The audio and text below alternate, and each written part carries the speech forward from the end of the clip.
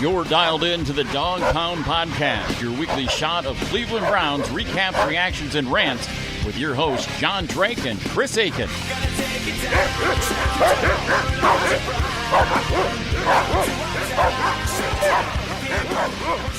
What is up, everybody? Welcome to another episode of the Dawg Pound Podcast. This is episode, what are we on now? 10. 10. Yep, 3, 6, and 1. So this is episode 10 of the Dawg Pound Podcast. I am your host, Jon Drake. With me is my co-host, Chris Aiken. And for the third time this year, we are discussing a Browns victory. But this was a different kind of Browns victory. This is like how a normal team wins a football game. A good team wins a football game. We haven't had that in forever. Don't you just feel like singing Queen's "We Are the Champions" to everybody that'll listen? Dude, like I get excited after wins, and I like reading interviews and everything and, you know, seeing what people are saying. I didn't realize I was doing this. I was listening to interviews and reading internet articles on my breaks day, like literally all day. Right. I just could not get enough. I was like, wow, man. Like I got to be like 4:30 and I'm like, God, how much of this crap have I been listening to? But it's exciting. You were like, sorry, boss, I didn't get anything done today, but the Browns won. Well, see, what's funny. So the owner of the company, I work for a small company. There's like 60 employees, and the owner always walks around and hangs out with us and stuff like that. And my boss, he came in, he's wearing all of his Browns gear. And well, my boss is the second like highest guy in the company. He's the chief operating officer, and you know answers pretty much only to the owner. Right. So the owner, he usually stops by my desk on Monday mornings, or if he hears Browns news during the week, he comes over and talks for a minute or something. He was over at my desk 7 times today. Did you hear what Williams said? So if I'm looking stuff up, I'm not getting in trouble because the owner of the company is doing the same damn thing and asking me if I read it. So I knew it was. I knew people were pumped up just from that. So in other words, whatever it is that you do at your job, it ain't getting done on Mondays of a win. Less of it gets done, probably. Yeah. Thankfully, they don't win enough to shut this company down, right? Yeah. Well, as I said, man, the Jets win. He closed the whole company on Friday. That Thursday night game, he just closed the company. Nice. I'm like, I love this guy, and I've already been told that if the Indians ever won the World Series, he's closing that up. If the Browns win the Super Bowl, he's closing. I'm like, well, just consider you ain't seeing me for a week if the Browns win the Super Bowl because I'm having my own party. And you won't be conscious for most of it.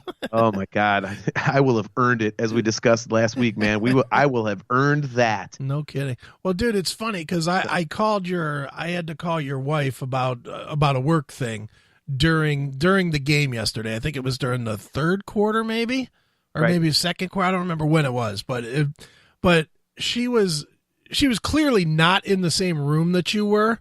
Oh, she was. She was sitting right next to me. But all I heard the entire time was, come on, go, come on, go. She did go downstairs. The phone rang, and she looked at it and goes, and answers the phone, goes, why the hell are you calling me now? Right, exactly. Then she went downstairs, but yeah, oh my gosh. I was so riled up. It was unbelievable. It was really unbelievable. And it was funny because the first touchdown, my stream must have been, I think it was like 3 or 4 plays behind yours. Right. Mm-hmm. Because I had checked my text and it said, oh, finally a first quarter touchdown. And I'm like, but they just ran for 3 yards. Yeah. It's like, wait a minute. So I'm sitting there waiting for it. And when I finally saw it, I was like, oh, that's a thing of beauty. Yeah, and I was like confused with it as well, but I just figured my text was slow at first because at some point in the first quarter when Colquitt punted, I get this text from you and it's something like, what a great play call. And I was like, huh? And I was like, did I miss something? Did Famous Amos do something stupid and I missed it on this punt? Or I was like, I totally wasn't getting it, but I didn't want to sound stupid and go, what are you talking about? Yeah, that was the Baker Mayfield when he pretended like he couldn't hear anything. Right. That was that. So that's how far behind it was. Yeah, it was funny, but dude, what a win. It was definitely exciting to see. I'm going to start even before you start because I know you've been researching all day. I just have a simple point to make. What about my boy Nick Chubb, huh? Dude, that guy. It's like his in 4 games since they traded Hyde, he's got 78 carries for 408 yards and like 5 touchdowns or 4 touchdowns or something. Has the longest run in Browns history. Yep. That was amazing. That was beautiful. And even the rest of the game, if you take that out of the game, he still had a great game. Yeah. Dude, he's real, man. He's a legit player. Well, you see why they traded Carlos Hyde now. Mm-hmm. Well, I certainly don't have any problems with Chubb playing. You know, I've been talking about Chubb since week 1. You know, so I'm thrilled. Yeah, I'm glad he turned out to be the real deal because everyone jumped on board like he's got a 15-yard per carry average. I'm like, he's carried it like 5 times. Yeah, exactly.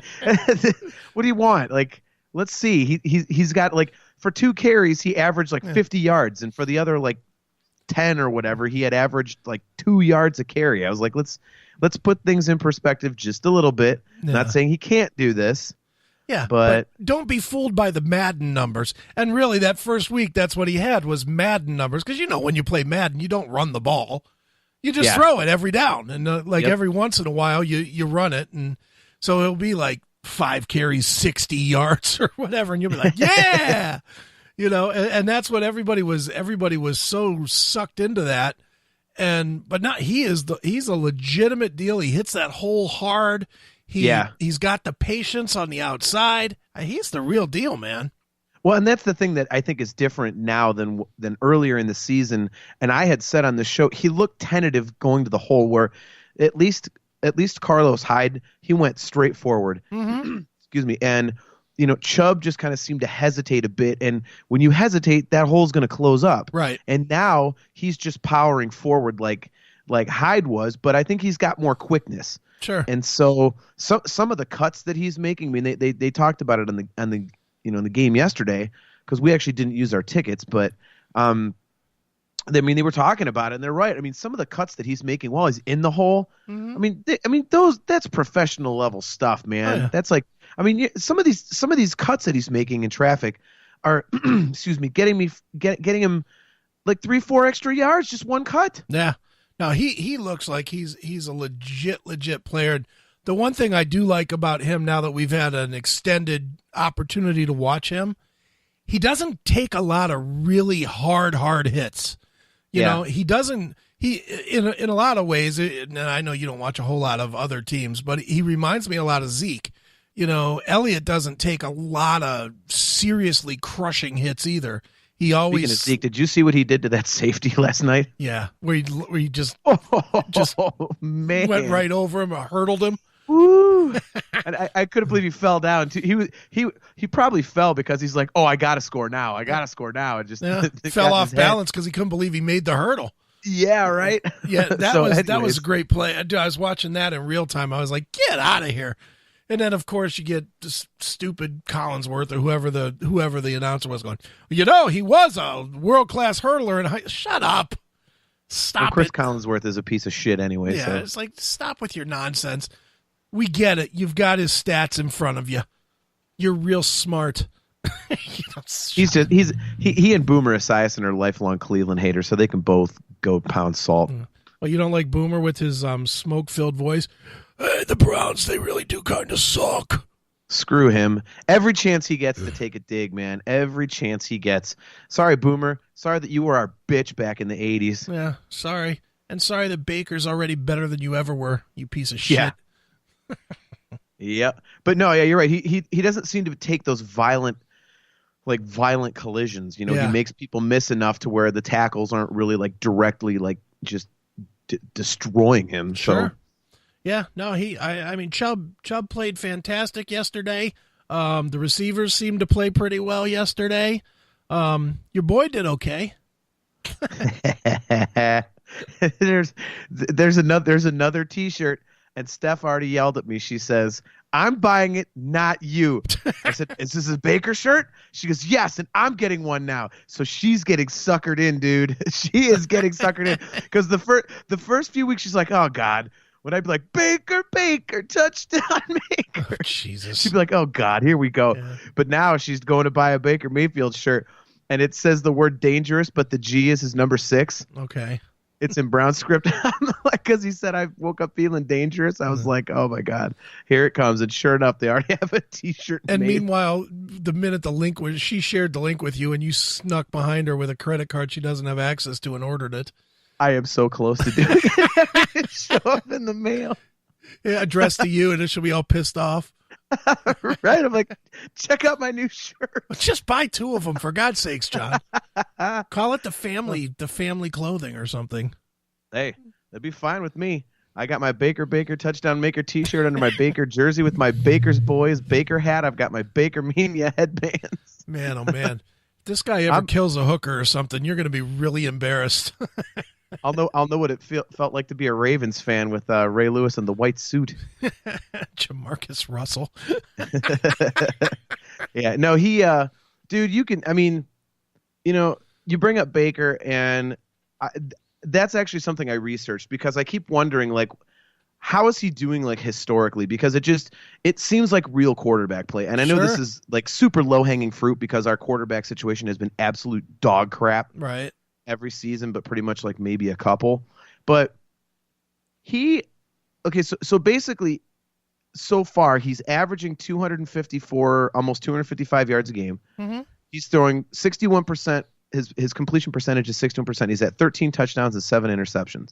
If you extrapolate it over a season, he's going to throw, and this includes one half in the Jets game, it would be 3,512 yards. And, obviously 61% would be the same because and then 25 touchdowns and 13 picks. Yeah, not bad. Yeah. In his last 4, he's got 908 yards, 9 touchdowns, 2 picks. He's throwing 69% completion percentage and 104 passer rating. Yeah. Well, and the thing that you're not even counting into this is to lousy receivers. Yeah. Well, and that's the thing. I mean, And see, I looked this up. I looked up every season since '99 because I wanted to know. Mm-hmm. Only one time has a Browns quarterback thrown for more than 3,500 yards by himself in a season, and obviously it was Derek Anderson in 07. But remember how Anderson was like lighting it up like crazy? Yeah. Okay. DA that year threw for 3,787 yards. So if Baker just stays on average, he'll only be 260 yards behind that. Yeah. And Baker didn't play the first 2.5 games of the season. Yep. So he might literally be, he's basically having the best Browns quarterback season since they came back in '99. And he's a friggin' rookie. Yeah, he's a good player, man. I mean, yeah. Dude, only six seasons since '99 when you combine quarterbacks because they had like guys injured and starting and all that. Only 6 times has anybody thrown for more than 3,500 yards combined. Yeah. So you're talking, what, like 19 seasons now or something? Mm-hmm. It's like, so, I mean, it's unbelievable what he's doing. And, I'm a honk, but I think it's starting to get past me being a honk to where he's actually a really goddamn good quarterback. No, he's a good player, man. And the thing that strikes me when I watch him play is not the numbers. I mean, the numbers are fine. The numbers are very good, and he's very strong. But he has that factor that is on no stat sheet. And I don't know what it is, whether it's swagger or whether it's poise or some of both, or, like when he's on the field, you don't expect bad things. When Tyrod's on the field, you expect bad things. When Brady Quinn or Johnny Manziel or pick a guy, that we've had in the last 20 years. When any of them were on the field, name a time that Spurgeon Wynn came in and you were like, oh, this is gonna do it. This is gonna be the moment. Spurgeon Wynn. I mean but that's really what we've had to deal with. There's something about this guy walks out on the field and you don't expect a 3 and out ever. He's got that very few quarterbacks have that. That Peyton Manning, Tom Brady, Aaron Rodgers, Drew Brees, Brett Favre. There's just been certain ones over the years where they have an aura, and when they do go 3 and out or throw a pick on their first pass or whatever, you're like, damn, what happened? You know, and Baker seems to have that, and I don't know what you would call that, but there's a confidence level. I mean, he's running a bad offense, and he's doing well with it. They've scored 7 touchdowns in the last 2 games. Yeah. What's he going to do when he has a real one instead of a 3 playing 1? You know, what's he going to do then when he has a real 1 and Callaway performs at a number 2 level? You know, that's going to be a really interesting thing to see if Njoku can finally start catching the ball and Callaway can play up to a number 2 or at least just run down the field every time and 1 out of every 6 passes, throw it down there and see if he can catch it, but put a real number 1 out there as well. Baker's going to be a 4,500-yard quarterback annually. Yeah. You know. No, the team is definitely heading in the right direction. And like I said, they've scored 7 touchdowns in the last 2 games. And, you know, people are busy saying, you know, some people anyways are you know, oh, well, the Chiefs and the Falcons, their defenses both suck. Yeah, okay, fine. But then you're supposed to put up points, and they are. Yeah. I mean, so they're doing it against good competition. You know, I mean, these are playoff contending teams. I mean, the Falcons, I don't know what the hell's with their record, but, you know, they had the highest, like, the most prolific offense in the league yesterday. I forget if it was by points per game or if it was yards per game, but and that's who you're going up against. Yeah. So you have to outscore them. And the defense played phenomenally, but you know, Baker has them. He's turning the corner into you know, we talked about the Pittsburgh game, and I had said I knew it was over after the second field goal because you can't just score field goals against top tier teams. Sure. You have to get it in the end zone, and that's what they're doing now. Poor defenses or not, you have to get the ball in the damn end zone, and they're doing that. And I mean, can we just? I mean, I don't care how dead this horse is. Is it any coincidence that the last 2 games the Browns offense has come to life, and lo and behold, Hugh Jackson and Todd Haley have been gone these last 2 games. Yeah. And Freddie Kitchens, I mean, just stuff like yesterday with David Njoku, they didn't play him nearly as much because they wanted to protect Baker more, so they were putting in the bigger tight ends, the pass blocking tight ends, Charles and Fells, rather than the pass catching tight ends. Yeah. Right. And that wishbone thing, I mean, everyone's going, oh, that was so inventive in the second quarter when they had the 3-back set. It was, you know, because you have all these weapons. I'm like, I don't give a damn about the weapons. That's keeping Baker clean so he's got time to throw. Yeah. That was beautiful. Mm-hmm. No, it's definitely it was definitely a great game plan offensively yesterday and defensively. And I'll tell you the one thing, I only caught a little bit of sports talk today, but from what I heard, I think the fans in Cleveland have this 100% wrong too. Because I heard a lot of people calling the radio today and saying, well, we caught the Falcons on a bad day. And I don't think that at all. I did not watch that game thinking, all right, the Falcons are playing like shit and the Browns are catching a break. Somebody else has that opinion. Who, you? This is good. No. So yeah, it says this was from an article today, but the Browns have been an NFL laughingstock for years. So even though there are signs they're heading in the right direction, it's still considered a big setback to lose to Cleveland. So no surprise, the feeling is no different in Atlanta. The Journal-Constitution's Michael Cunningham has some harsh words for the Falcons after Sunday's loss. He says, you can't just write this off as a bad day for the Falcons. An off performance against the Browns should mean at worst a competitive loss. This was an all-systems failure for the Falcons, the kind of collapse that left them angry and bewildered. And he wasn't that impressed with the Browns either. He said, it's not as if the Browns beat the Falcons by playing way over their heads. They spent much of the first half keeping the Falcons in the game with their ineptitude. Maybe the Falcons will be sitting at home for the playoffs because of the day they got clowned by the Browns. Excuse me, Mr. Cunningham, up your ass. Yeah, he's just wrong. You did get beat because we were better than you. Yeah. Just face it, man. The Browns don't suck like they used to, you prick. Yeah, it's not last year's team. It's just not last year's team. It's a competitive team. You dominated them. And, you know, say what you want, you know, that they were, because I'm sure this dickhead is leaning toward, well, they were playing backups at this position, that position, blah, blah, blah. Those backups stepped up yesterday. The corner, what was the, not Ward, but the other corner that played yesterday. I don't even know his name. God, who'd they have in there instead of Gaines? It was I don't even know his name. Demarius Randall came back. Yeah. But I'm trying to remember who they had at the second corner position. I forget who it was, but he played lights out. He didn't give up anything big. They have that three-headed monster at receiver. None of them did anything huge.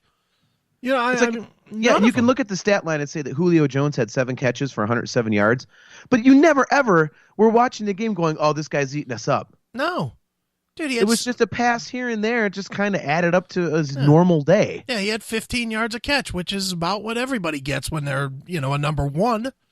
Of course he did. He didn't beat us in the end zone, did he? Only once. Yeah, that's what I mean. He didn't beat us. Yeah. He should have beat us. If he's so goddamn good, he should have been the one to beat us. I didn't think the Falcons played that lousy. I thought some of those end zone calls were a little stupid on his coach's part. I thought maybe the coach like the Browns were the Browns of old. With the going for it twice when you were down inside the 5. Yeah.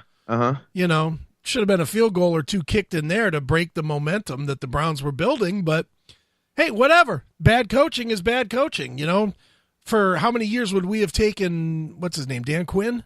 Yeah. How many years would we have taken Dan Quinn as our coach instead of what we've had? He was supposed to be. Yeah, we would have taken all of them. That's who we were going to get instead of Hugh Jackson. Yeah. Instead, he went to the Falcons. So, suck it. Yeah.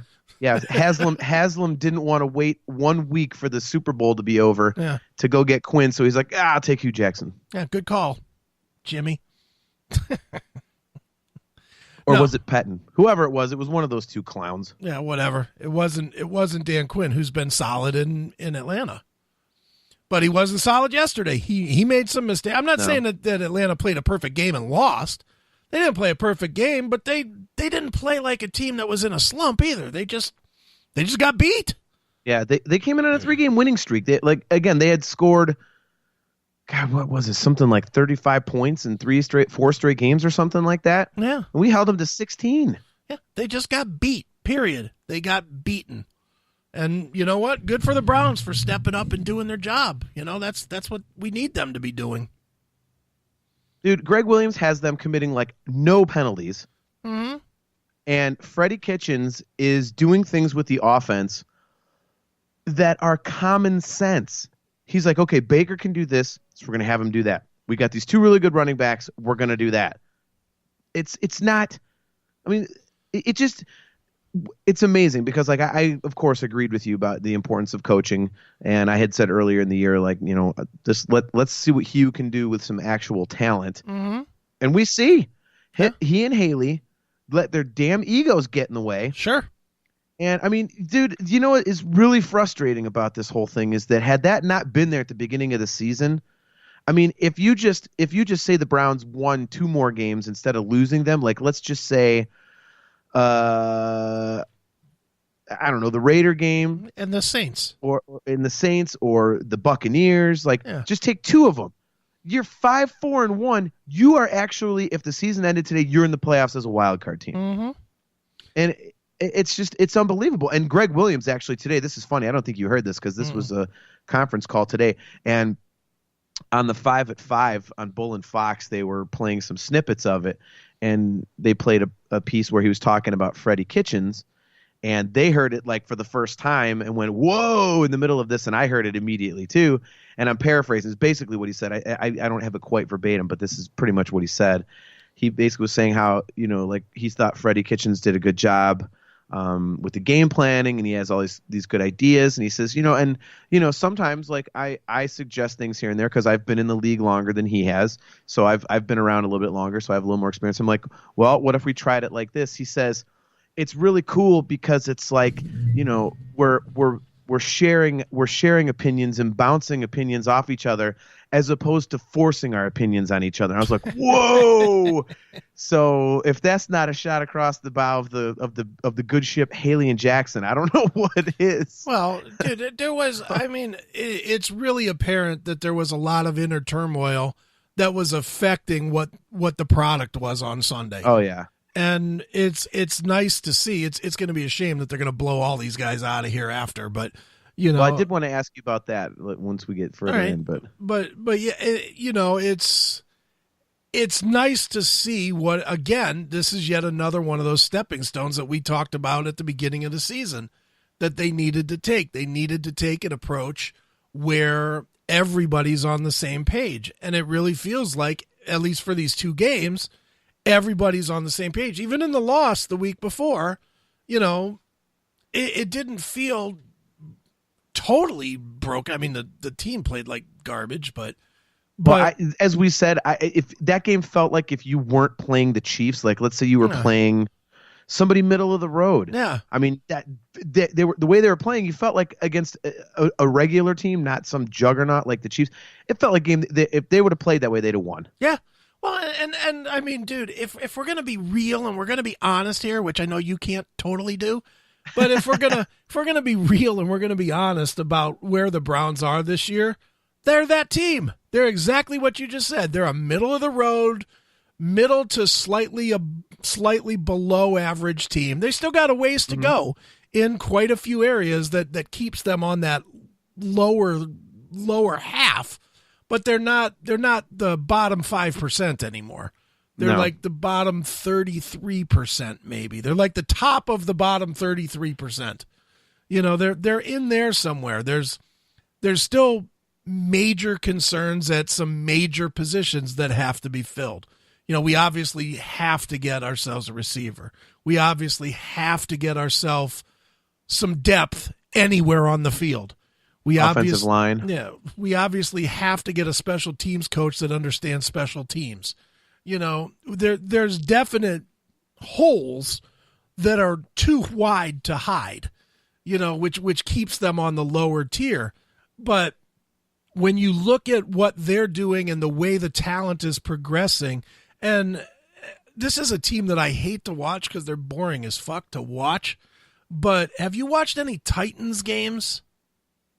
No. The Titans remind me of where the Browns seem to be going to.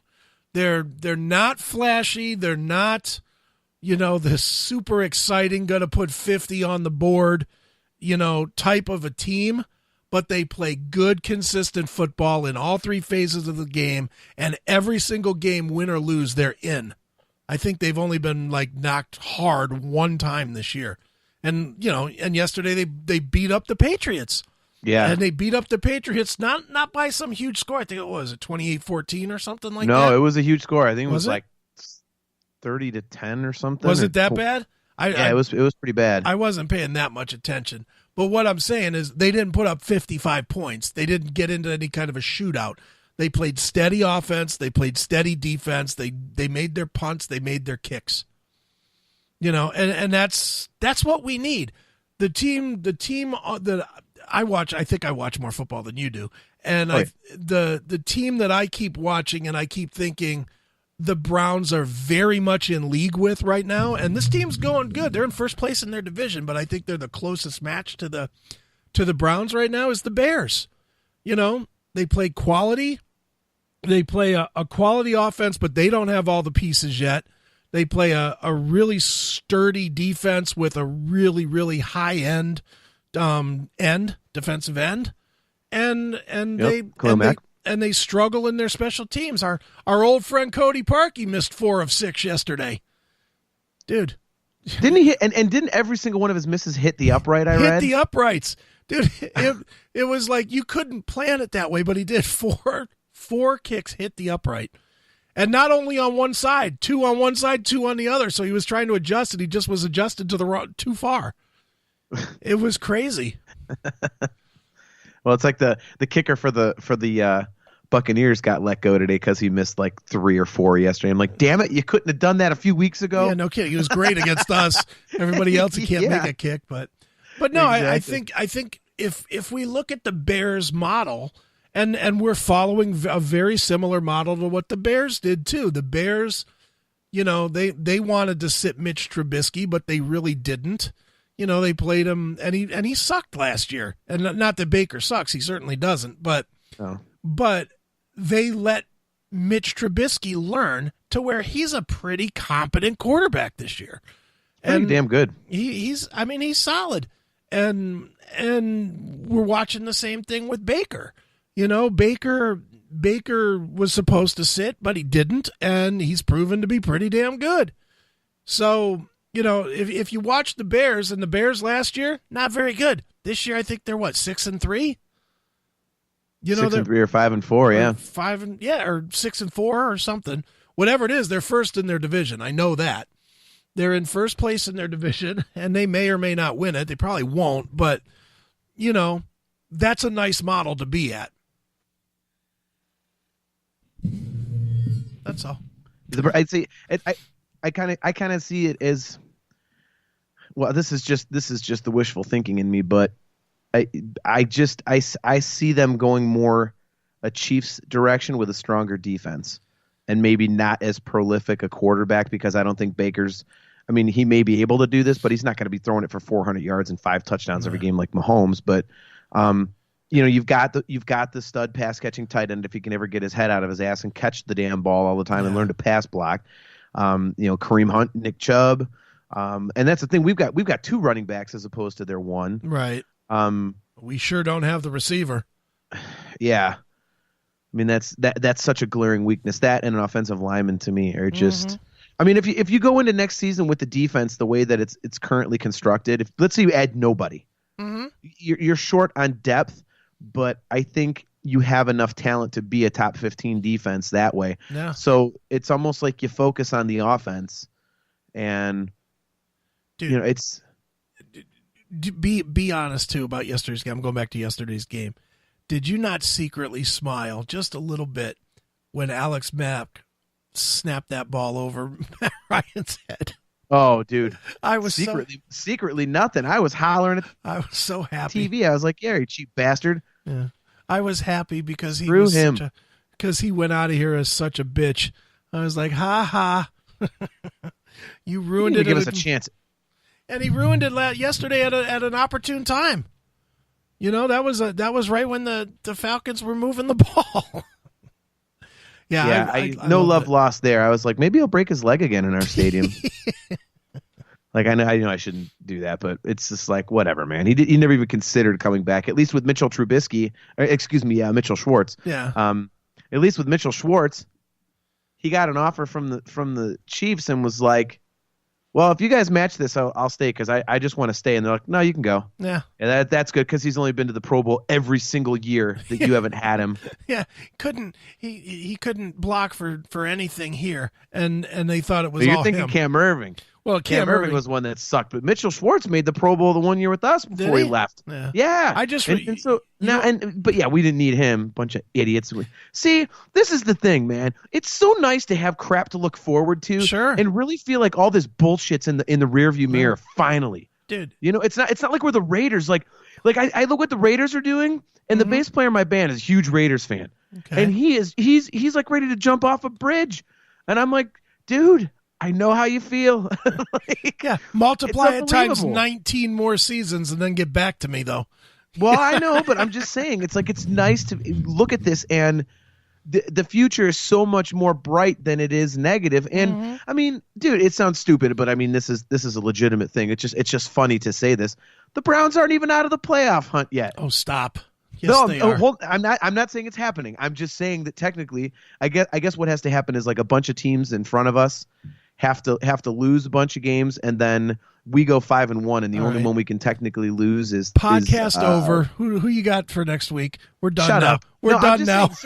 Well, the only reason I know this is because I was listening to the radio today, and somebody called in, and they had done all the scenarios and stuff and verified it, where if we go 5-1, the only team we can lose to still make it would be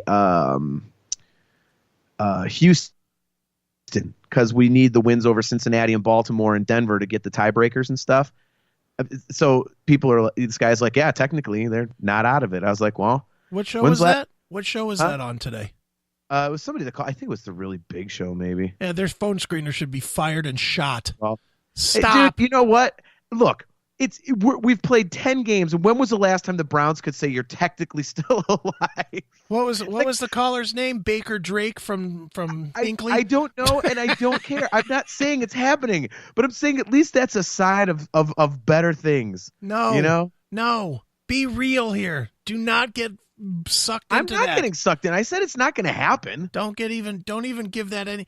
You need to develop the attitude of stop with the stupid. Listening to? I'm listening to you. You are 100%. You're like, oh no, I'm not believing it. I'm not believing it. But there's a spot in your fucking brown and orange heart that's like, but what if? And of don't course, even. What if? There is no what if. It is not going to happen. I know it's not going to happen. 99% of me knows it's not going to happen. See, there you go. But there's that one sliver of hope. You look, man. You're like. There's that one sliver that Baker Mania pulls us through. Stop. Were you not listening to me last week when I told you that's all I have? Stop. Good Lord. Good God, man. You got a nice family. You got a nice house. Stop putting all of your love into Baker. Jesus. I want the Browns to be good. God damn you. I mean, you know what's funny is when I thought about it, I mean, it was, to me, it sounded more realistic that we could beat the teams on our remaining schedule than all these other teams like losing a crap load. Yeah. Because, I mean, Cincinnati, I'm sorry, I always perennially think they're overrated. Sure. Baltimore, you see what direction they're going. Denver is pretty bad. And then the other games, you have Houston, which that's going to be a bitch. And Carolina, I mean, they're my second favorite team, but that's going to be a tough game. But, I mean, the other four, I mean, it's not out of the realm of possibility to say that you could beat the Bengals twice and then beat Baltimore again and then beat the Broncos. That's not unrealistic. Yeah, except for that's already more wins than we have this entire year.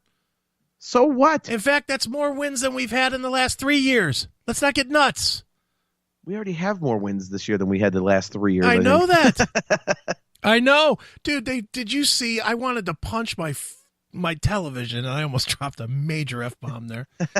But they posted up a stat. It was in, I think, the first quarter of the game, or right at the end of the game, rather, that said that with the third win, this is the most wins the Browns have had since 2015.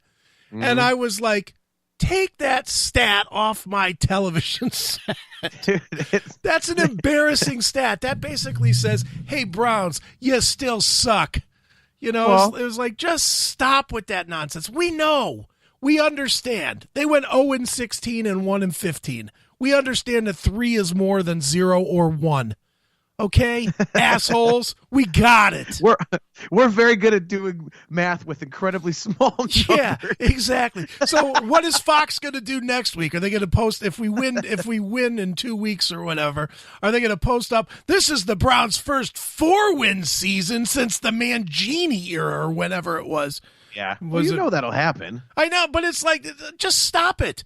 Of course, every win from here on out for the rest of the season sets a precedent over the last, whatever. And you know what? I don't want to know that there's been 8 Star Wars movies and 10, 10 of this. That one always gets me too. Yeah, like, son of a bitch, they're right. Stop with that stat. I don't care how many. I don't care that LeBron James has scored 20,000 points since we had a 5-win season. I don't care. Just let me live with my Browns and enjoy the fact that they're playing like a professional team. I like seeing those things because it reminds me that the crap is being washed away. Like there's one more thing that we don't have to worry about. Like, they haven't won a road game since 2015. Like, so if we win on the road, first game coming out of the bye against Cincinnati, then that goes away. You don't have that hanging over your head. It's just like, get all these negative stats out of the way. Like, get these losing streaks over with. Enough is enough. Moving on. So go ahead, tell me that. That's fine. Like, whatever. You want us to be a punching bag, that's fine. That's why the whole freaking world celebrated with us when we won a title in 2016 with the Cavs. Mm-hmm. Because we're the lovable losers, and I'm fine with that. Yeah. Like, that's fine. Like, whatever. I just assume be done with it. I'm so sick of the national media. You know what? Here's all they need to say. This is the most productive Browns team since 1994. Done.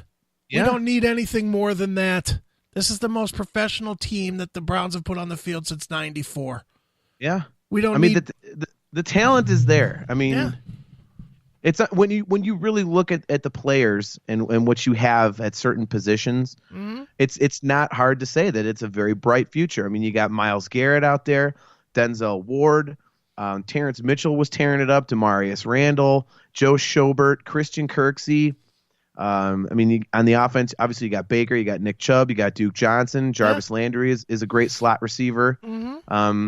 Man, I tell you what, you know who I'm rooting for like crazy to like live up to his draft status so that we actually find the team that finds that crazy diamond in the rough is Gregg Robinson. Oh yeah.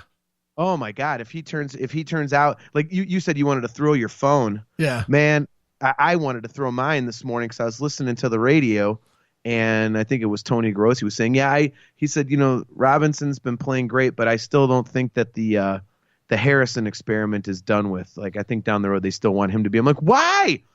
Who cares if this Robinson guy's tearing it up? And Baker basically is hugging the guy every press conference now. Yeah. I mean, it's all, if I'm this Harrison guy, I'm like, up yours, Baker. Because all he keeps talking about is how, I'm not getting hit as much. I thought Gregg played a great game. I'm not getting hit as much. It's basically saying, hey, Harrison, you were getting my ass kicked. Yeah. Hey, Harrison, move back to guard. Yeah, seriously. Enough is enough. Yeah. So, yeah, I did want to ask you about the coaching thing because this is like a hot topic. And so obviously a lot of people are calling in today and they're saying, oh, man, we should keep Gregg Williams and Freddie Kitchens. And it's like if it's one thing that I've learned really well over the course of this season, it's like because it is different and we're not just lose. Like, there's actually something to watch and there's a win here and there. It's amazing how things change from week to week. Like a week ago, we lose to the Chiefs and everybody was saying, well, I don't think they can win another game this year. And then I'm listening today and they're like, we really could beat all these other teams. And it's like, okay. So the whole argument for Gregg Williams and Freddie Kitchens, like staying on, sure. I think there's maybe a 5% chance of that happening. Yeah. But let's say they do go 4-2 in these last 6, which means they would then, as a coaching staff, have gone 5-3 in the last 8 games. I think you can make an argument. I mean, I don't know if you keep the exact status quo, like Williams as coach and defensive coordinator, and then Kitchens as offensive coordinator, or if you get, let's say, like, because they're saying Harbaugh is going to be out in Baltimore, they're going to mutual parting of the ways. Would he come here and say, okay, Gregg, be the defensive coordinator, Freddie, do the offensive coordinator thing? Like, I mean, where do you stand on that? Because I think there's like a 5% chance of it happening. But if they do finish the last 8 games at 5-3, I mean, I think you have to consider it. Well, here's the questions. First, who brought in Williams? Hugh, right? Yeah. So that's your answer. Done. Just done. I don't care if he goes 8-0. Done. Okay, that's an ignorant goddamn thing to say. Come on. Unless you want me to be realistic? Could you say that? Unless Dorsey's master plan is to put his own guys in place, and now he's got the hiring ability to do it. He's not going to go with a guy that's unproven other than a half a year. He's just not going to do it. I mean, Gregg Williams, he didn't do dick in Buffalo. Nothing of substance. And he obviously, got kicked out of New Orleans. He comes with baggage, man. And, So did Pete Carroll, and he won a Super Bowl. Okay, that's one. Give me some more. Give me some more that came with a lot of baggage, but then did great things. I'm trying to think who there's a couple other examples of guys that like sucked at first and then they had a second chance and they it's obviously a lot less. Yeah, like, I'm not saying it's a lot more rare than the opposite, but I think there's I'm just saying it's not impossible. It's not impossible, but I think there's a lot more to it than just what's on the field. And that's that's a bigger part of it than you might give credit to. There's going to be that's why I'm thinking the Williams thing, if they win a bunch, is realistic because they keep talking about a culture change. And if Baker Mayfield is loving playing for Williams and Kitchens and he's kicking ass, how do you make a change there? I mean, it's not likely at all. Don't you think it's a hypothetical discussion? Don't you think though that Dorsey has already let Baker know what his intention is? That's a good question, man. Baker Mayfield. Do you do that? Do you go to your starting quarterback and go, this guy's a lame duck. Don't get used to it. Like, wouldn't that kind of like take his focus off of what he's got to do? Like, one of these guys is guaranteed to be here for the next 3 years. Another guy is not. Both of them are probably equally important to the next 3 to 5 years of the Cleveland Browns, the head coach and the quarterback. I think you let your quarterback know what you're doing. It's a business. It's not, it's not peewee football where there's the coach and then there's the players, and the players mindlessly do what the coaches tell them. I'm going to disagree with you on this one. Okay. Because I just think it makes it a hopeless feeling. I just think it's like basically saying like nothing you do matters right now, so just worry about next year. I think that. Wouldn't you see it that way? Not necessarily, no. Because if the general manager came to me and said, "Look, we're going to do everything we can to keep to.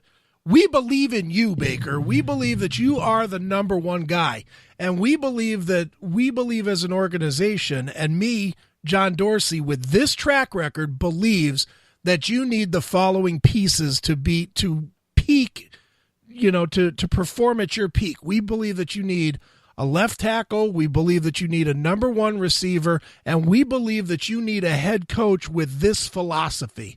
And as much as we like Gregg, we don't think that he quite fits that mold.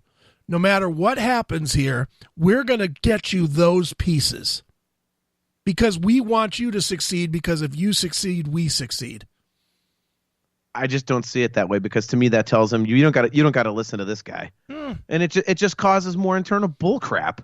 I think he may have that idea in his head, but I don't think he's going to go to Baker and tell him that. Well, I don't think he's told him yet, but I think he'll if he gets near the end of the season and it's all of a sudden tricky, I think he probably he puts some sound in Baker's head. I don't think that it comes off. No matter what happens with Gregg Williams, it's not going to blindside Baker Mayfield.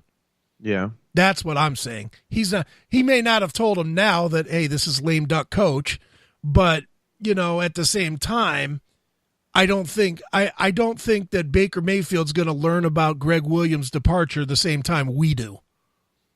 I think he's going to be consulted on it because he's an important cog in the Browns machine. Yeah, it's hard to argue.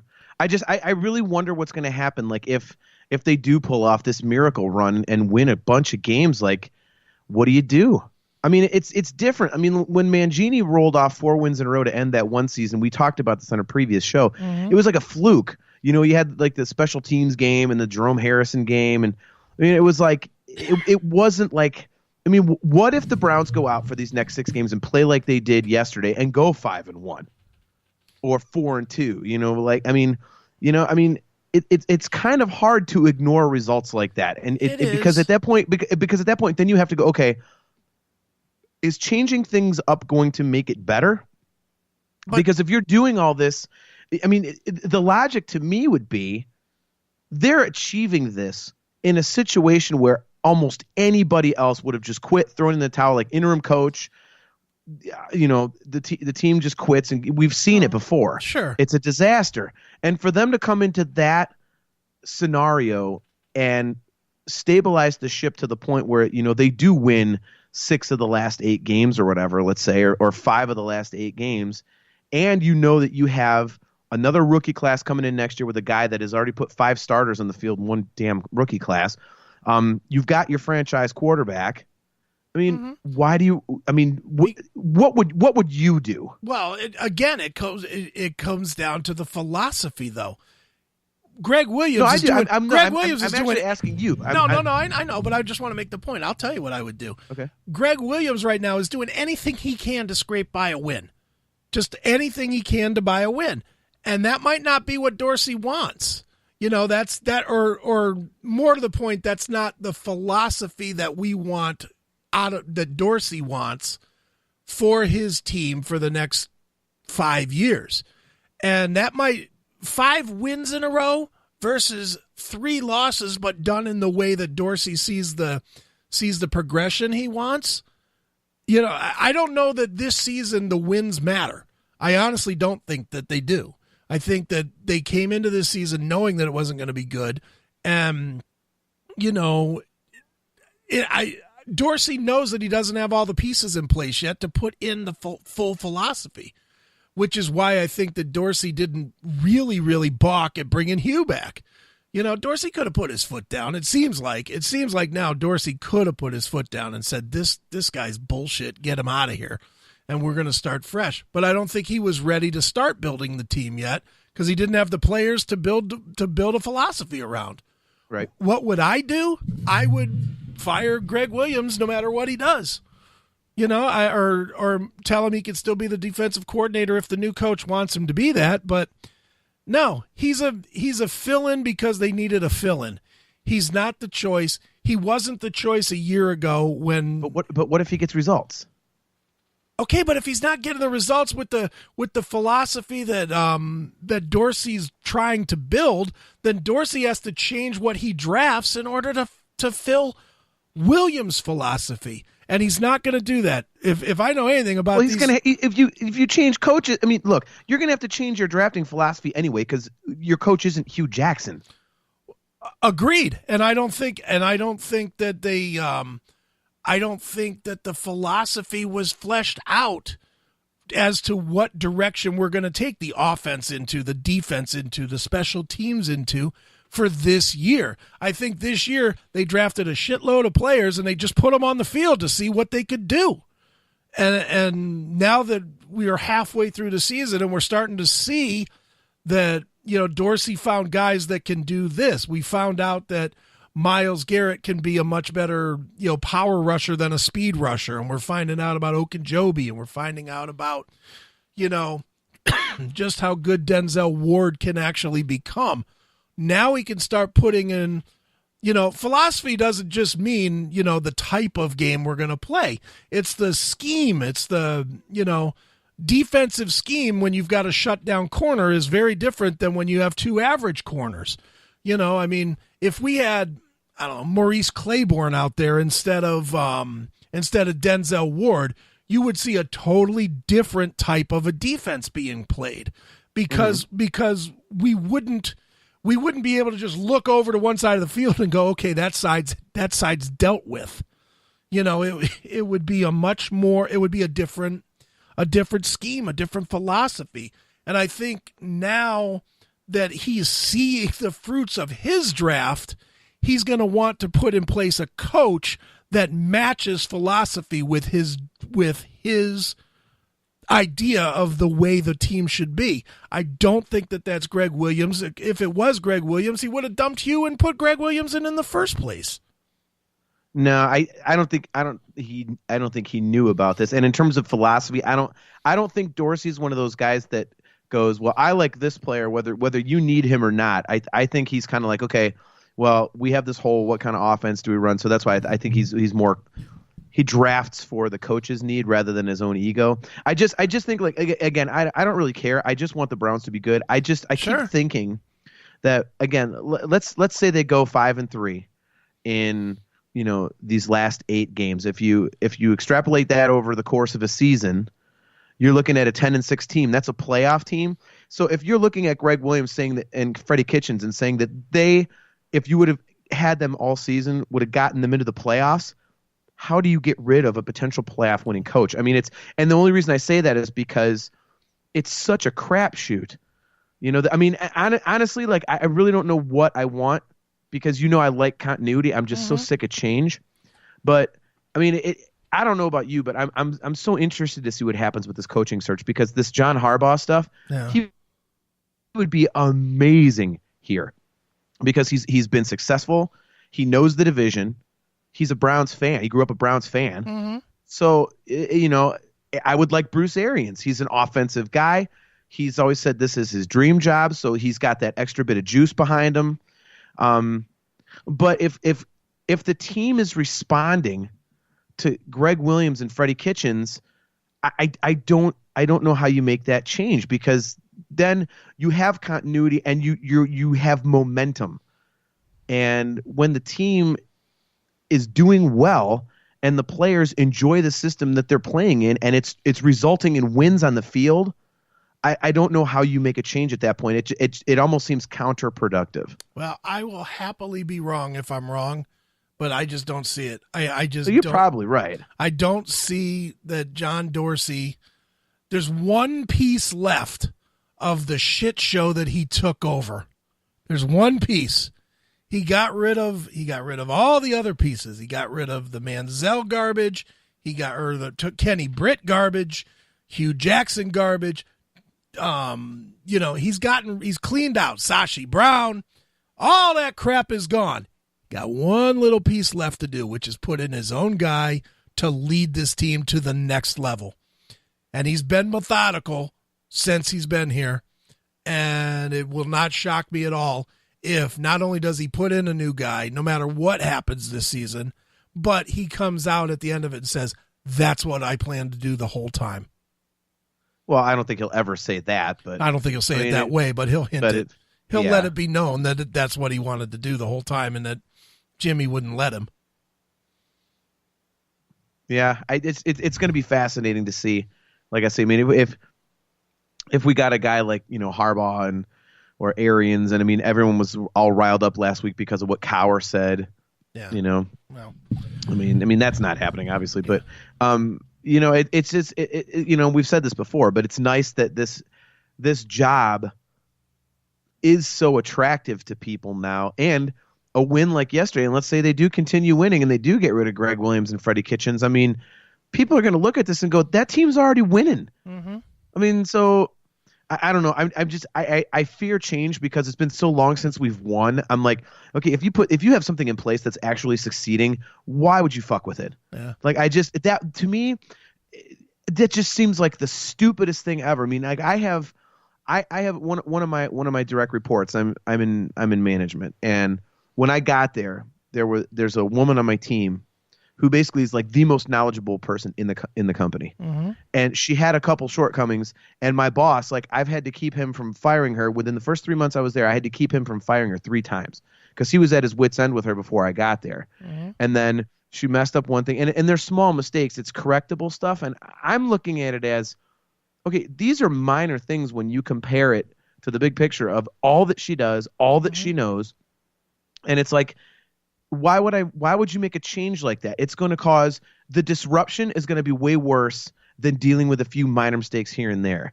And I kind of see that the same way with the Browns coaching search is that if they're winning and you finally you wanted a culture change, if they're winning and winning a lot, that's the culture change you wanted. So why would you then get exactly what you came here to do and then completely turn it on its ass? And I'm saying, and as I said, I want to reiterate this. I think there's a 5% chance that Kitchens and Williams stay. So I'm not advocating for it. I'm not saying this is what I want, but I'm just saying if let's say they do go 5-3 or God forbid 6-2 in these last 8 games, I don't know how you look at that, especially with the circumstances that they were given.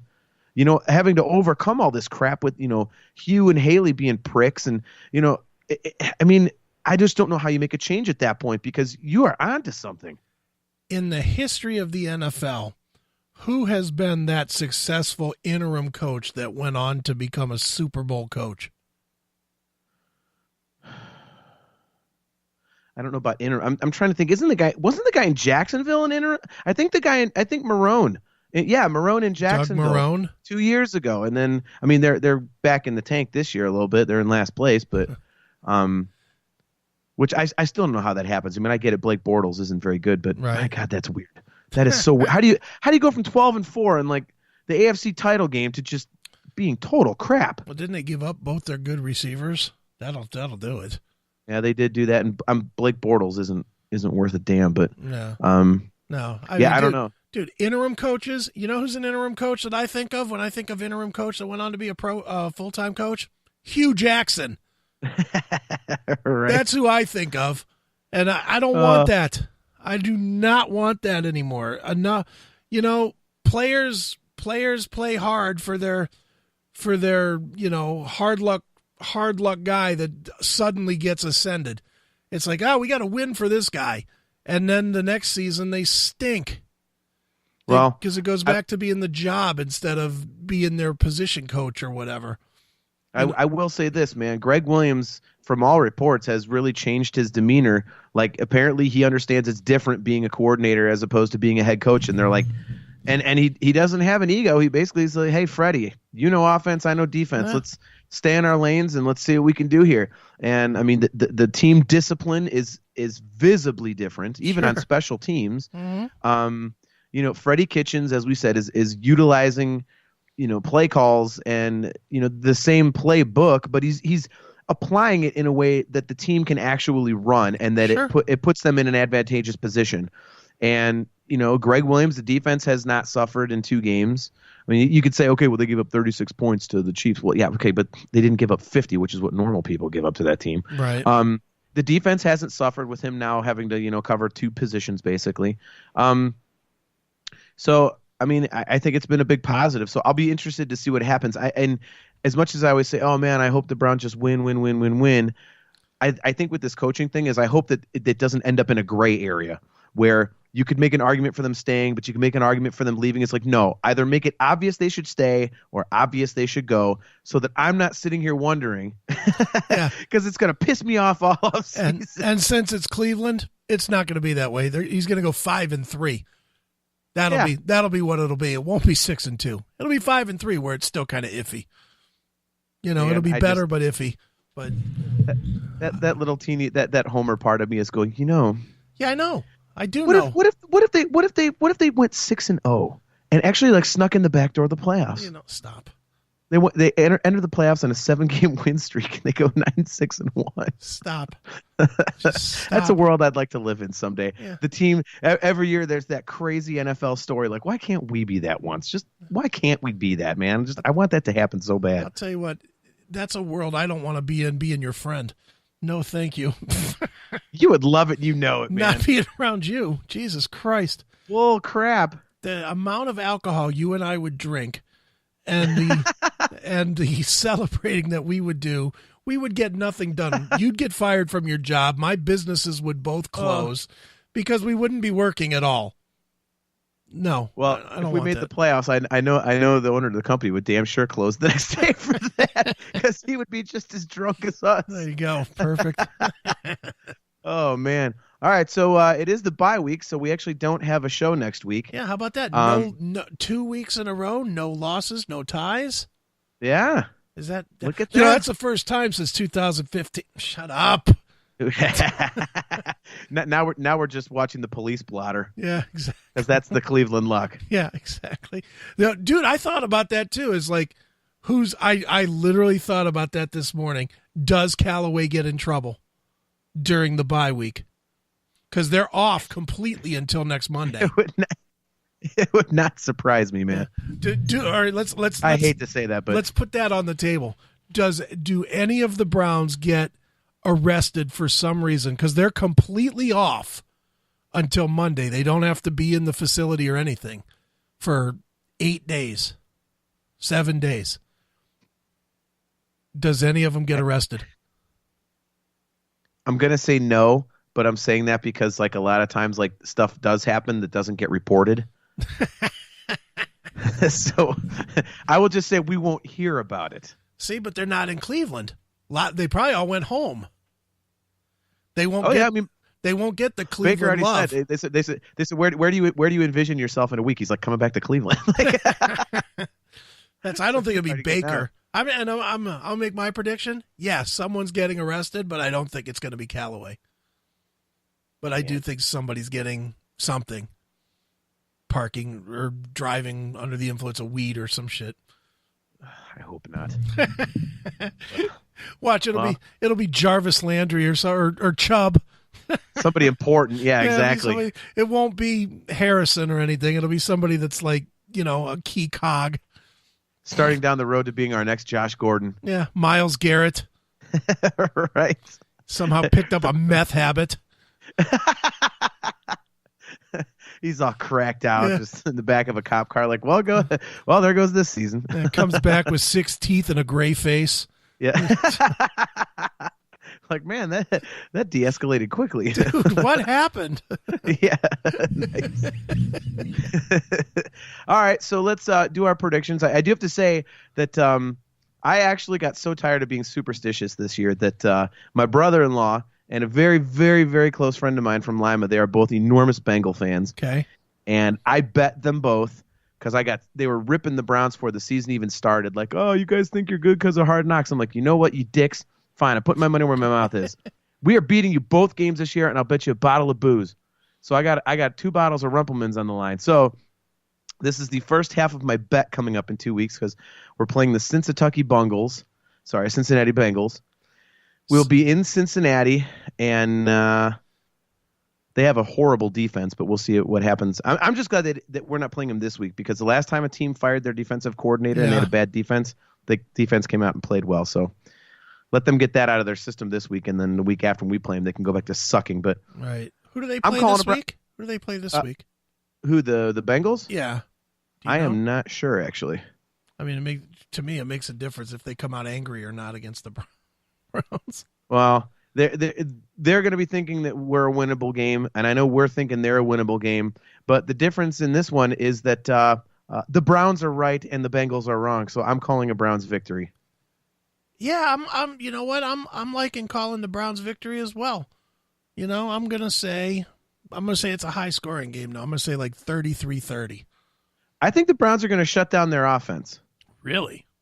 I think Andy Dalton is one of the most overrated players in the NFL. All right.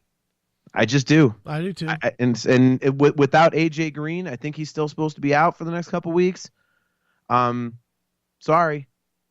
That's, you got Tyler Eifert and whatnot, but without AJ Green, you can focus on these other guys who aren't AJ Green. So yeah, I just think we have a good chance. I think Gregg Williams is going to keep them focused, unlike the last time they won a game and they started buying into their hype. Right. I think they're going to come back rested, and I think they're going to be ready to start kicking some ass. Because as much as you say, "Oh, stop it," they're still in the hunt. Right. Don't think that they aren't going to read that and go, if we go 6-0, I mean. Yeah. Well, I'm sticking to mine. 33-30, Browns. All right. I'm going to say 27-10 Browns. All right. And if not, so if you lose, then you lose both bets. Yeah. All right. Boy, it almost makes me want to root for the Bengals. Almost. Oh, shut up. Shut up. Because if I win this bet, I could share the winnings with you. Gee, wow. $18 worth of alcohol. Please. I ain't going for no $18 rock gut bottle. You kidding me? What does Rumpelmans cost? $12 a bottle? That's like $26. Is it really? Ugh. Yeah.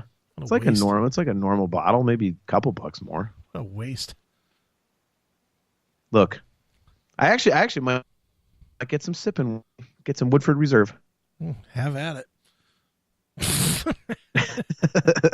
I forgot you don't sip whiskey. You just grab the bottle of Jack and just start going. I swig it. Bluto Blutarski style. Yeah. Oh, man. Well, this is fun doing this now that there's actually crap to talk about. You know? It is. It is. It's definitely more fun. It's definitely more fun than, dude, we got to get a new kicker. We got to get a new kicker. We got to get a new coach. Right. This is a lot better. Could you imagine if we'd have done this last year? I literally would have quit halfway through the season. Like, I'm not doing this anymore, but we'll see you next year. Yeah. By like week 7. By week 7, we'd have been like, so the Cavs played 3 times this week. Did you see any of that? Yeah. Turn it to a basketball podcast. Everything but the Browns. Yep. See, the Indians, they signed a free agent this week. How about that? Exactly. All right, man. Well, let's get out of here. All right. So, enjoy the bye week, everybody. I would suggest watching the Carolina Panthers because they're my second favorite team. So, that's just my personal recommendation. But, yeah, I'm pumped up about the Browns. And as usual, here we go, Brownies. Here we go. Hoo, hoo. Thanks for listening to the Dawg Pound Podcast. Be part of the next edition by sending your thoughts to Woof, that's WOOF, at dawgpoundpodcast.com or by calling us at 216-503-6404. See you next time, and go Browns!